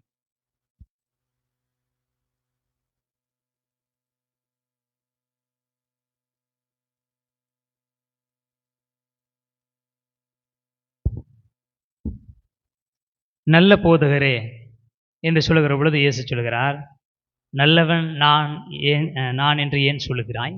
நல்லவர் ஒருவரே, அவர் விண்ணகத்தில் இருக்கிறார். யாராவது ஒருவர் புகழ்கிற பொழுது இயேசு உடனே சொல்ல, வேண்டாம்ப்பா, நான் இப்படியே இருந்துக்கிறேன், என்னை தூக்காத. ஏனென்றால் நம்முடைய அன்றாட வாழ்விலே பார்க்கிறோம், ஒருவர் நம்மை உயர்த்துகிறார் என்று சொன்னால் தாழ்த்துவதற்குத்தான். ஒரு ஆங்கில படம் லைட் அப்படிங்கிற ஒரு படத்தில், the people who take you to the top will throw you to the fall என்று சொல்வார்கள். மனிதர்கள் எவ்வளவு உயரமாக உங்களை தூக்கி செல்கிறார்களோ அவ்வளவு தூரமாக உங்களை எறிவார்கள். அதனால் பேசாமல் இருக்கிற இடத்துல இருந்துக்குங்க. இயேசு பல இடங்களில் மக்கள் தன்னை புகழ்கிற பொழுதெல்லாம் ஒதுங்கி கொண்டே செல்கிறார். இயேசு 5 அப்பங்களை 5000 பேருக்கு கொடுக்கிறார். எல்லா மக்களும் வயிறார உண்ணுகிறார்கள். யோவான் நற்செய்தியில் பார்க்கிறோம், வயிறார உண்ட பின் அவர்களுக்கு ரொம்ப சந்தோஷம். இப்படி ஒருத்தர் சும்மா சாப்பாடு கொடுத்தார்னா நான் வேலையே செய்ய வேண்டாம், எனவே அவரை அரசராக்கி விடலாம் என்று சொல்லி யோசிக்கிறார்கள். விவிலியம் சொல்கிறது, தன்னை பிடித்து அரசராக்க போகிறார்கள் என்று அறிந்த இயேசு யாருக்கும் தெரியாமல் நழுவி போய்விட்டார். விவிலியத்தில் பல இடங்களில் இயேசுவை புகழ்கிற பொழுதோ, புகழ்ச்சிக்கு அவரை ஆளாக்குகிற பொழுதோ அவர் அந்த இடத்திலிருந்து ஒதுங்கி விடுகிறார், தப்பித்துக் கொள்கிறார். ஆனால் சிலுவையை குறித்து பார்க்கிற பொழுது நிக்கதேமிடம் சொல்கிறார், மானிட மகன் உயர்த்தப்பட வேண்டும். பாலை நிலத்தில் பாம்பு உயர்த்தப்பட்டது போல மானிட மகன் உயர்த்தப்பட வேண்டும் என்று சொல்லுகிறார். உயர்வை விரும்பாத, புகழ்ச்சியை விரும்பாத, அதிகாரத்தை விரும்பாத இயேசு கிறிஸ்து ஏன் உயர்த்தப்பட வேண்டும் என்று விரும்புகிறார்? அவரே சொல்லுகிறார், நான் மண்ணிலிருந்து உயர்த்தப்படுகிற பொழுது எல்லாரையும் என்பால் ஏற்றுக்கொள்வேன். இயேசு விரும்பிய ஒரே புகழ்ச்சி, ஒரே உயர்வு மற்றவருக்கானது. மற்றவர்களுக்காக எனது உயிரை கொடுப்பதற்கு நீங்கள் எவ்வளவு தூரம் வேண்டுமானாலும் உயர்த்துங்கள். என்னை புகழ்வதற்காக அல்ல, எனக்கு புகழ்ச்சியை கொடுப்பதற்காக அல்ல, மகிமையை கொடுப்பதற்காக அல்ல. என்னை நீங்கள் பாராட்டுவீர்கள் என்று சொன்னாலும் அது மற்றவர்களுக்கானதாக இருக்கட்டும். என்னை நீங்கள் உயர்த்துவீர்களா, அது என்னுடைய உயிரை எடுப்பதற்காக இருக்கட்டும். அந்த உயிர் எடுத்தல் மற்றவர்களுக்கானதாக இருக்கட்டும். அது எனக்கானதல்ல, எனக்கானது வேண்டாம். எனவே தன் எருசலேமிற்குள் அவர்கள் புகழ்ந்து கூட்டிக் கொண்டு போகிற பொழுது சொல்லுகிறார், கற்கள் கூட கத்தும். போதகரே, என்ன இது? எல்லா மக்களும் உங்களை பார்த்து புகழ்ந்துகிட்டு இருக்கிறாங்க, ஓசானா என்று சொல்லி கத்திக்கொண்டு இருக்கிறார்கள். அவர்கள் சொல்லுவதை நிறுத்தும் என்று சொல்லுகிற பொழுது அவர் சொல்லுகிறார், என்ன நிறுத்தணுமா? இவர்கள் சொல்லவில்லை என்று சொன்னால் இந்த கற்கள் கூட கத்தும் என்று இயேசு சொல்லுகிறார். தங்களை மக்கள் புகழ்கிற பொழுது புகழ்ச்சியை தடுக்க சொன்ன மனிதர்களிடம் பதில் பேசிய இயேசு கிறிஸ்து அவனை கொல்லும் என்று சொன்ன போது, உங்களுக்கு யாருக்கு நான் தப்பு பண்ணியிருக்கேன்னு சொல்லுங்கன்னு சொல்லி கேட்கல. ஏனென்றால் இவனை கொல்லும் என்று சொல்லுகிற பொழுது அந்த சாவு மற்றவர்களுக்கானது. எனவே அவர் ஏற்றுக்கொள்ள தயாராக இருக்கிறார். யாருடைய வாயும் அடைக்கல. நீ என்னை பற்றி சொல்லலைன்னா கடவுள் என்னை பற்றி சொல்லுவார், மோசே என்னை பற்றி சொல்லுவார் என்று சொல்லி மற்ற இடங்களில் சொல்லுகிறார். எனக்கு எதிராக சான்று கூறுவதற்கு நீங்கள் யார்? நீங்கள் உங்களுடைய தந்தை என்று சொல்லுகிற ஆபிரகாம் என்னை பார்க்க வேண்டும் என்று சொல்லி ஆசைப்பட்டார். நீங்கள் யாரிடமிருந்து சட்டத்தை பெற்றுக்கொண்டீர்களோ அந்த மோசே கூட எனக்குத்தான் சான்று கூறுகிறார். இறைவாக்கு நூல்களை பாருங்கள், அவை அனைத்தும் எனக்கு சான்று கூறுகிறது. இவையெல்லாம் எனக்கு சான்று கூறுவது எனக்கு தேவையல்ல, கடவுளும் எனக்கு சான்று கூறுகிறார் என்று சொன்ன ஆண்டவர் இயேசு கிறிஸ்து பிலாத்துட்ட போய் இவங்க சொல்றது என்ன, நீ இறைவாக்கு நூலவே பாருன்னு சொல்லல. மக்கள்கிட்ட நீங்க என்ன எனக்கு எதிராக பேசுறது, கடவுள்கிட்ட கேளுங்கன்னு சொல்லல. ஏனென்றால் இந்த இடத்தில் அவர் தனது இறப்பை எதிர்நோக்கி இருக்கிறார். என்னை ஏன் இங்கு கைது செய்கிறீர்கள், நான் நாள்தோறும் கோவிலில் இல்லையா என்று கேட்கிற இயேசு, ஆனால் இதுதான் நேரம் என்பதை சொல்கிறார். அப்ப எப்பொழுது நான் மாட்சி பெற வேண்டும் என்று எனக்கு தெரியும். எப்பொழுது? அது மற்றவர்களுடைய இறப்பிற்காக, மற்றவர்களுடைய மீட்பிற்காக நான் மாட்சி பெறுவதற்கு தயாராக இருக்கிறேன். மற்றவர்கள் வாழ்வு பெறுவதற்கு நான் தாழ்த்தப்பட வேண்டுமா, கொல்லப்பட வேண்டுமா, தயாராக இருக்கிறேன். எனவே உயர்வு என்பது எனக்கானதல்ல, மற்றவருக்கானது. இந்த எண்ணத்தை இயேசு கிறிஸ்து வெளிப்படுத்துகிறார். இது வாழ்க்கையினுடைய அடிப்படை தேவையாக இருக்கட்டும், அடிப்படை பாடமாக இருக்கட்டும். ஆனால் பெற்றோர்கள் வழக்கமாக என்ன செய்வாங்க, நல்ல ட்ரெஸ் தங்களுக்கு வாங்க மாட்டாங்க, ஆனால் அவர்கள் கஷ்டப்பட்டு பிள்ளைகளுக்கு நல்ல ட்ரெஸ் வாங்கி கொடுப்பாங்க. எனவே துன்பங்கள் எனக்கானது, வாழ்வு உங்களுக்கானது. புனித பவுலடிகளார் சொல்வார், நீங்கள் விலங்குகளை தவிர்த்து, துன்பங்களை தவிர்த்து மற்ற அனைத்து ஆசீர்வாதங்களிலும் என்னை போல் இருங்கள். அப்ப ஆண்டவர் இயேசு கிறிஸ்து தருகிற பாடமும் அதுதான்.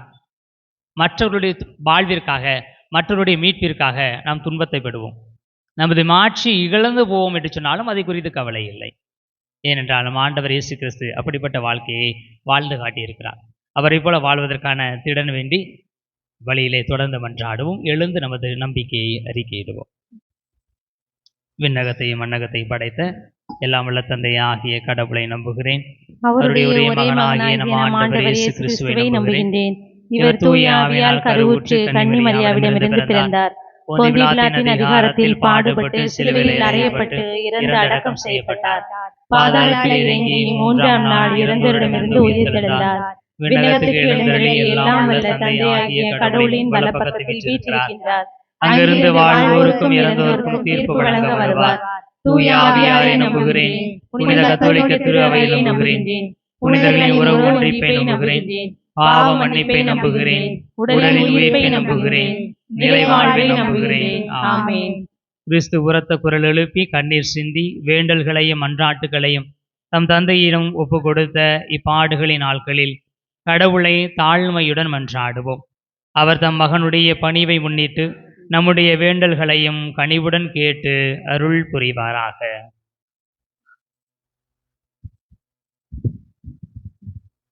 நானும் என் வீட்டாரும் ஆண்டவருக்கே ஊழியம் புரிவோம் என்ற இறைவார்த்தைக்கேற்ப உம் வார்த்தையை உலகெங்கும் அறிவிக்கும் பணியில் தங்களையே அர்ப்பணித்துள்ள எம் திரு அவை தலைவர்கள் ஆசீர்வதியும். அவர்கள் வல்லமையோடு உம் வார்த்தையை அறிவித்திட அவர்கள் அறிவிக்கும் இறைவார்த்தை கேட்பவர்களிடம் நல்ல மனமாற்றத்தினை பெற்று உமக்கேற்றவர்களாய் வாழ்ந்திட இறைவா உம்மை மன்றாடுகிறோம்.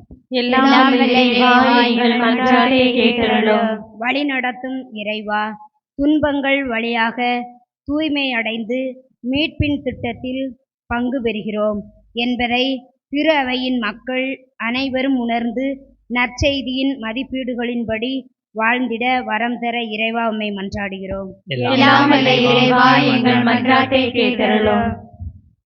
ஆதரிக்கும் இறைவா, வரவிருக்கும் புனித வாரத்தில் நாங்கள் எங்கள் பாவங்களையும் பலவீனத்தையும் குற்றங்களையும் களைந்து பாஸ்கா விழாவை வெறுமனே ஒரு நிகழ்வாக கொண்டாடாமல் மனமாற்றம் அடைந்தவர்களாய் தூய மனதுடன் உம்மை அணுகி வர இறைவா உம்மை மன்றாடுகின்றோம்.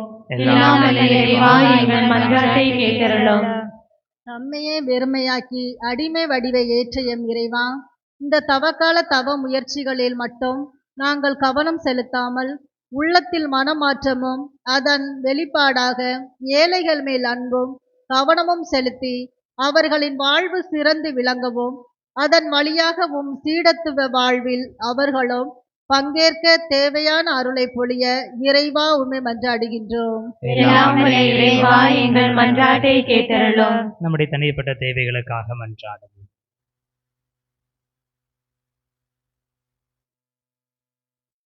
ஆண்டவரே, உம்மை நோக்கி மன்றாடும் மக்களுக்கு துணையாக வாரும். எங்கள் ஆற்றலினால் அடைய இயலாததை உம் திருமகனுடைய பாடுகளின் பயனாக பெற்றுக்கொள்ளச் செய்தருளும். என்றென்றும் வாழ்ந்து ஆட்சி செய்கின்ற அவர் வழியாக உம்மை மன்றாடுகிறோம். ஆமென்.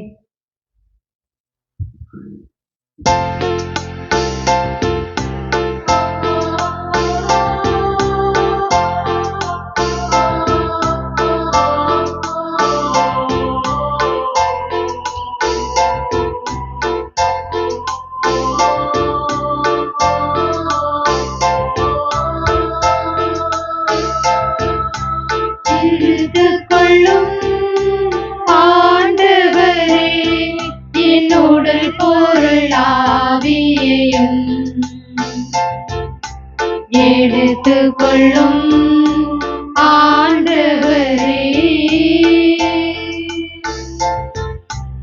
எடுத்துக்கொள்ளும் ஆண்டவரே, என்னுடல் பொருள் ஆவியையும் எடுத்துக்கொள்ளும் ஆண்டவரே.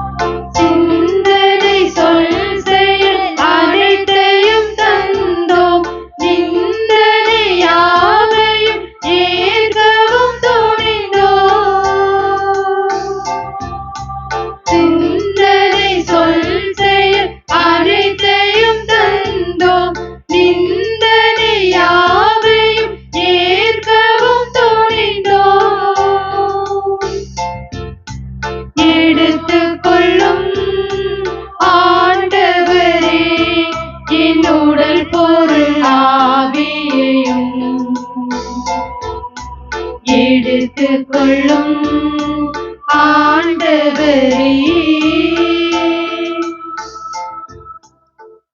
சகோதர சகோதரிகளே, என்னுடையது உங்களுடையதுமான பலி எல்லாமல தந்தையாக இறைவனுக்கு ஏற்றதாகும்படி மன்றாடுங்கள். ஆண்டவர் தமது பேரின் புகழ்ச்சிக்காகவும் ஆட்சிக்காகவும் தமது நன்மைக்காகவும் புனித திரு அவை அனைத்து நலன்களுக்காகவும் உமது கையிலிருந்து பலியை ஏற்றுக்கொள்வாராக. ஆண்டவரே, உம் ஒரே திருமகனின் பாடுகளால் நீர் மீது கொண்டுள்ள இரக்கம் நெருங்கி வருவதாக. எங்கள் செயல்களால் தகுதியற்றவர்களாயினும் இந்த ஒரே பலியின் ஆற்றலால் உமது இரக்கத்தை முன்கூட்டியே நாங்கள் கண்டுணர்வோமாக. எங்கள் ஆண்டவராகிய கிறிஸ்து வழியாக உம்மை மன்றாடுகிறோம். ஆண்டவர் உங்களோடு இருப்பாராக. உம் ஆன்மாவோடும் இருப்பாராக. எங்களை மேலே எழுப்புங்கள். ஆண்டவரிடம் எழுப்பியுள்ளோம். நம் இறைவனாகிய ஆண்டவருக்கு நன்றி கூறுவோம். அது தகுதியும் நீதியும் ஆனது. ஆண்டவரே, தூயவரான தந்தையே, என்றும் உள்ள எல்லாம் வல்ல இறைவா, எங்கள் ஆண்டவராகிய கிறிஸ்து வழியாக எந்நாளும் எவ்விடத்திலும் நாங்கள் உமக்கு நன்றி செலுத்துவது மெய்யாகவே தகுதியும் நீதியும் ஆகும். எங்கள் கடமையும் மீட்புக்கு உரிய செயலுமாகும். மாசற்ற கிறிஸ்து பாவிகளுக்காக பாடுபடவும் தீயோரின் மீட்புக்காக அநீதியாக தீர்ப்பிடப்படவும் திருவுளமானார். அவரது இறப்பு எங்கள் பாவங்களை போக்கியது. அவரது உயிர்த்தெழுதல் எங்களை உமக்கு ஏற்புடையவர்கள் ஆக்கியது. ஆகவே நாங்கள் வானதூதர் அனைவரோடும் சேர்ந்து உம்மை புகழ்ந்து போற்றி அக்களித்து கொண்டாடி ஆர்ப்பரித்து பாடுவதாவது: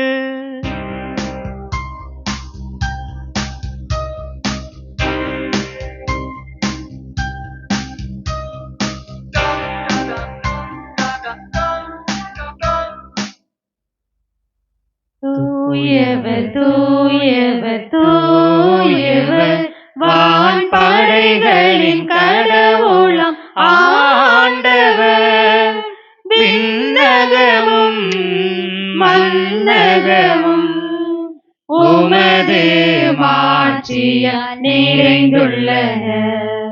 உன்னதங்களிலே ஓசன்னா, உன்னதங்களிலே ஓசன்னா. ஆண்டவர் பெயரால் வருகிறவர் ஆசி பெற்றவர். உன்னதங்களிலே ஓசன்னா, உன்னதங்களிலே ஓசன்னா. ஆண்டவரை நிர்மையாகவே தூயவர், தூய்மை அனைத்துக்கும் ஊற்று. ஆகவே உம்முடைய ஆவியை பொழிந்தே காணிக்கைகளை தூய்மைப்படுத்தமை வேண்டுகிறோம். இவ்வாறு எங்கள் ஆண்டவர் இயேசு கிறிஸ்துவின் உடலும் இரத்தமுமாக எங்களுக்கு இவை மாறுபனவாக. அவர் பாடுபட உளம் கனிந்து தம்மை கையளித்த போது அப்பத்தை எடுத்து நன்றி செலுத்தி அதை பிட்டு தம் சீடர்களுக்கு அளித்து கூறியதாவது: அனைவரும் இதிலிருந்து பெற்று உண்ணுங்கள், ஏனெனில் இது உங்களுக்காக கையளிக்கப்படும் என் உடல்.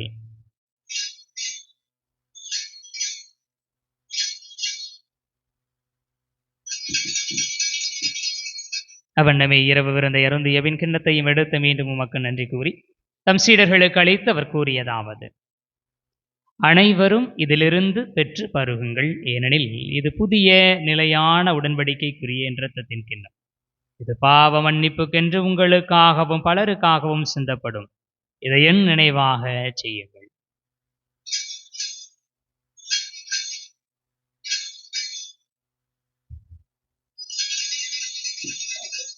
நம்பிக்கையின் மறை பொருள். ஆண்டவரே, நீர் வருமளவும் உமது இறப்பினை அறிக்கையிடுகின்றோம். உமது உயிர்ப்பினையும் எடுத்துரைக்கின்றோம். ஆகவே ஆண்டவரே, நாங்கள் கிறிஸ்துவின் இறப்பினையும் உயிர்ப்பினையும் நினைவு கூர்ந்து வாழ்வதரும் அப்பத்தையும் மீட்பளிக்கும் கிண்ணத்தையும் ஒப்புக் கொடுக்கிறோம். திருமுன் நின்று மக்கு ஊழியம் புரிய தகுந்தவர்களை எங்களை ஏற்றுக்கொண்டீர். எனவே உமக்கு நன்றி செலுத்துகின்றோம். மேலும் கிறிஸ்துவின் உடலிலும் இரத்தத்திலும் பங்கு கொள்ளும் எங்களை தூய ஆவியார் ஒன்று சேர்க்க வேண்டுமென தாழ்மையுடன் மன்றாடுகிறோம். ஆண்டவரே, உலகெங்கும் பரவி இருக்கும் அது திரு அவையை நினைவு கூர்ந்தருளும். எங்கள் திருத்தந்தையிலேயோ மறைமாவட்ட நிர்வாகி பேரருள் திருமோட்சராஜன் எல்லா திருநிலையினர் ஆகிய அனைவரோடும் உமது திரு அவை அன்பில் நிறைவு பெறச் செய்தருளும். மேலும் உயிர்த்தெழும் எதிர்நோக்குடன் துயில் கொள்ளும் எங்கள் சகோதரர் சகோதரிகளையும் இறந்தோர் அனைவரையும் இரக்கத்துடன் நினைவு கூர்ந்து திருமுக ஒளியினுடைய செரலும் எங்கள் அனைவர் மீதும் இரக்கமாயிரும். கடவுளின் கன்னித்தாயான புனித மரியா, அவருடைய கணவரான புனித யோசேப்பு, புனித திருத்தூதர்கள், எங்களுடைய பாதுகாவலர் புனித பெர்க்மான் சருளப்பர், இவ்வுலகிலும் உகந்தவராய் இருந்தோர் ஆகிய புனிதர் அனைவருடனும் நாங்கள் நிலை வாழ்வில் பங்கு கொள்ளும் தகுதி பெற்றும் திருமகன் இயேசு கிறிஸ்து வழியாக உம்மை புகழ்ந்தேத்து மரமருள உம்மை மன்றாடுகிறோம். இவர் வழியாக இவரோடு இவரில் எல்லாம் வல்ல இறைவனாகிய தந்தையே, தூயாவியாரின் ஒன்றிப்பில் எல்லா புகழும் ஆட்சியும் என்றென்றும் உமக்கு உரியதே. ஆமென். ஆமென். ஆமென். மீட்பரின் கட்டளையால் கற்பிக்கப்பட்டு இறைவடிப்பினையால் பயிற்சி பெற்று நாம் துணிந்து மன்றாடுவோம். விண்ணுலகில் இருக்கிற எங்கள் தந்தையே, உமது பெயர் தூயது என போற்றப் பெறுக. உமது ஆட்சி வருக. உமது திருவுளம் விண்ணுலகில் நிறைவேறுவது போல மண்ணுலகிலும் நிறைவேறுக. எங்கள் அன்றாட உணவை இன்று எங்களுக்கு தாரும். எங்களுக்கு எதிராக குற்றம் செய்வோரை நாங்கள் மன்னிப்பது போல எங்கள் குற்றங்களை மன்னியும். எங்களை சோதனைக்கு உட்படுத்தாதேயும், தீமையிலிருந்து எங்களை விடுவித்தருளும். ஆண்டவரே, தீமை அனைத்திலும் இருந்தும் எங்களை விடுவித்து எங்கள் வாழ்நாளில் அமைதியை கனிவுடன் அருளவும் மன்றாடுகிறோம். உமது இரக்கத்தின் உதவியால் நாங்கள் பாவத்திலிருந்து எப்போதும் விடுதலை பெற்று யாதொரு கலக்கமும் இன்றி நலமாயிருப்போமாக. நாங்கள் இது நோக்கி இருக்கும் பேரின்பத்துக்காகவும் இமைப்பராகிய இயேசு கிறிஸ்துவின் வருகைக்காகவும் காத்திருக்கின்றோம். ஆட்சியும் வல்லமையும் மாட்சியும் என்றென்றும் உமதே. ஆண்டவர் இயேசு கிறிஸ்துவை அமைதியை உங்களுக்கு விட்டுச் சொல்கிறேன், என் அமைதியையே உங்களுக்கு அளிக்கின்றேன் என்றும் திருத்தூதர்களுக்கு மொழிந்தீரே. எங்கள் பாவங்களை பாராமல் உமது திரு அவையின் நம்பிக்கையை கண்ணோக்கி உமது திருவுளத்திற்கு ஏற்ப அதற்கு அமைதியையும் ஒற்றுமையும் அளித்தருள்வீராக. என்றென்றும் வாழ்ந்து ஆட்சி செய்கின்றவர் நீரே. ஆமென். ஆண்டவருடைய அமைதி உங்களோடு என்றும் இருப்பதாக. உம் ஆன்மாவோடும் இருப்பதாக. ஒருவருக்கொருவர் அமைதியை பகிர்ந்து கொள்வோம்.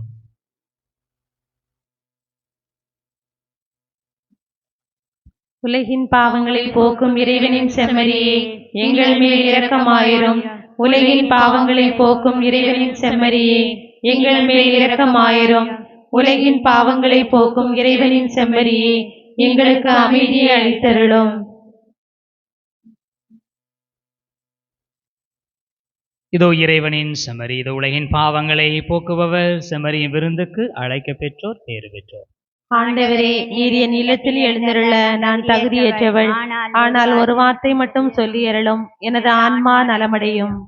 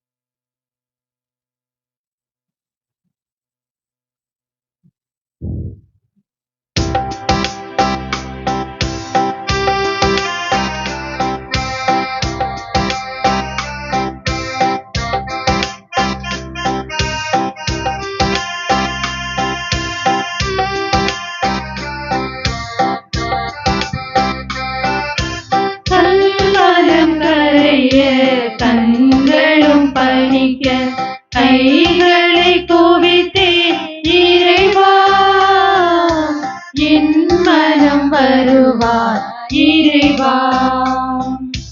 கல்வனம் கரைய கண்களும் பணிக்க கைகளை குவித்தே இறைவா, என் மனம் வருவாய் இறைவா.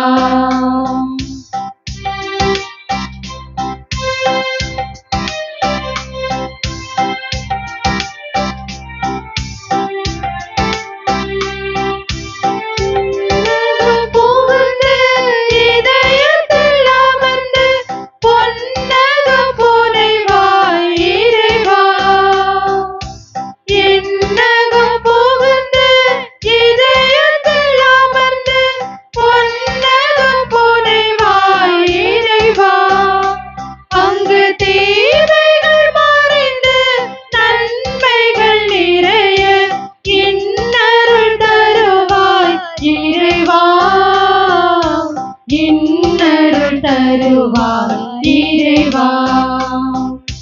கல்மனம் கரைய கண்களும் பனிக்க கைகளை குவித்தே இறைவா, என் மனம் வருவாய் இறைவா.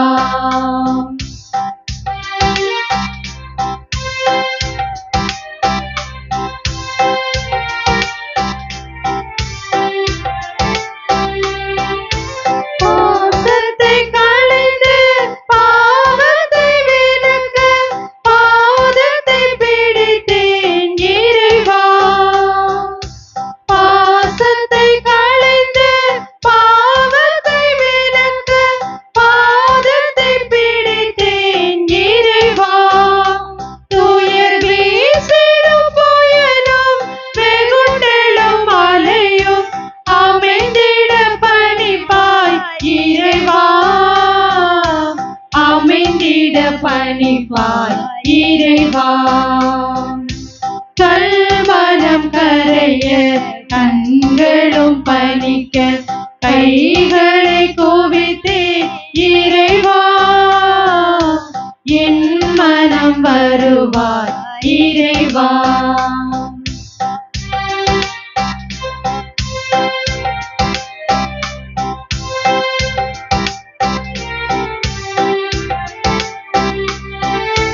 நான் எனும் மகத்தை நரகத்தை அழித்து நல்லுலகமைப்போம் இறைவா.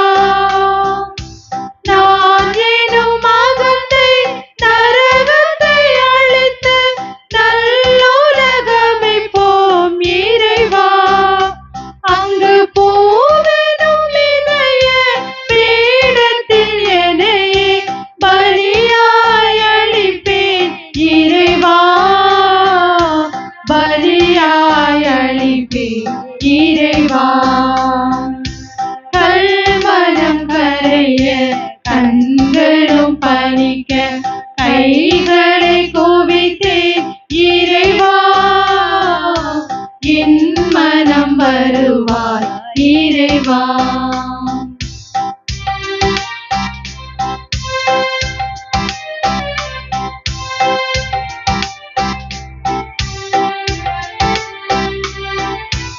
என்னகம் புகுந்து இதயத்தில் அமர்ந்து பொன்னகம் புனைவாய் இறைவா. என்னகம் புகுந்து இதயத்தில் அமர்ந்து பொன்னகம் புனைவாய் இறைவா. அங்கு தீமைகள் மறைந்து நன்மைகள் நிறைய இன்னருள் தருவாய் இறைவா, இன்னருள் தருவாய் இறைவா.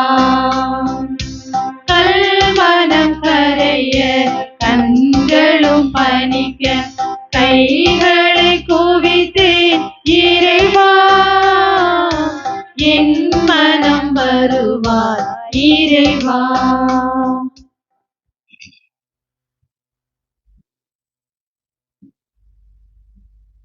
நன்றி கூறி மன்றாடுவோமாக. ஆண்டவரே, புனித கொடைகளால் நிறைவு பெற்ற நாங்கள் உம்மை பணிவுடன் வேண்டுகின்றோம். அதனால் நாங்கள் நம்புவதை திருமகனின் இறப்பினால் எதிர்நோக்கி இருக்கச் செய்த நீர், நாங்கள் நாடுவதை அவரது உயிர்ப்பினால் வந்தடைய செய்வீராக. எங்கள் ஆண்டவராகிய கிறிஸ்து வழியாக உம்மை மன்றாடுகிறோம். ஆண்டவர் உங்களோடு இருப்பாராக. உம் ஆன்மாவோடும் இருப்பாராக. இறையாசிற்கு தலை வணங்குவோம். ஆண்டவரே, உம்முடைய இந்த குடும்பத்திற்காக எங்கள் ஆண்டவர் இயேசு கிறிஸ்து துன்புறுவோருக்கு தம்மை கையளிக்கவும் சிலுவையின் கொடுமையை தாங்கிக் கொள்ளவும் தயங்கவில்லை. நீர் இக்குடும்பத்தை கண்ணோக்கி அருள் புரிவீராக. என்றென்று வாழ்ந்து ஆட்சி செய்கின்ற அவர் வழியாக உம்மை மன்றாடுகிறோம். ஆமென். எல்லாம் வல்ல இறைவன் தந்தை மகன் தூயாவியார் உங்களுக்கு ஆசி வழங்குவாராக. சென்று வாருங்கள், திருப்பலி நிறைவேறிற்று. இறைவனுக்கு நன்றி.